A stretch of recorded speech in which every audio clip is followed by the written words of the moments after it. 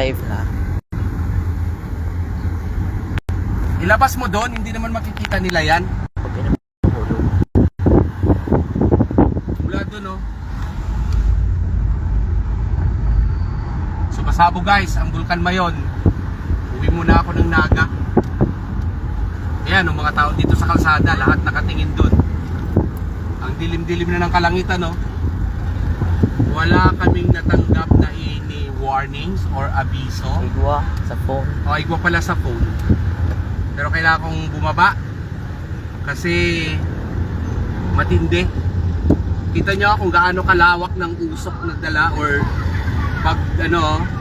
Yan lahat, mga tao sa kalsada, oh. Lahat naka-video yan, guys.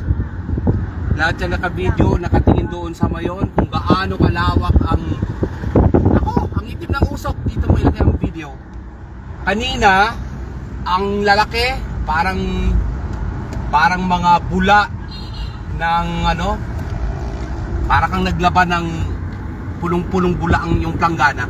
So ang lakas, ang dilim na sa unahan. So kailangan naming bilisan, dilim na. Ayun, live ito ngayon dito sa Kamalig. So nagpadali talaga akong umuwi.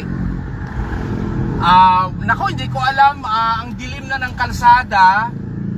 Oh my God, mukhang hindi na namin kakayanin na bumaba pa.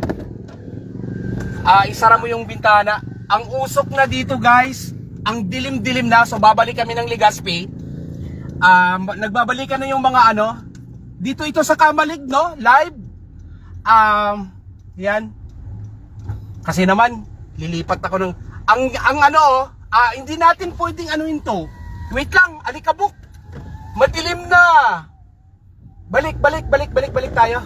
Oh my God. So, ano mo, ilagay mo dyan. So, yung sasakyan namin, punong-puno na siya ng ano, kailangan namin bumalik.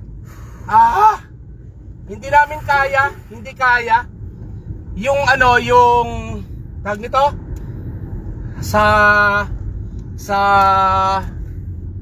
ano yan? Nasa Kamalig, so kailangan siguro na bumalik ng Albay, ng Legazpi City. Kasi doon halos yung alikabok niya, ang ano niya, ang kinakabahan ako. Hindi ko alam kung paano.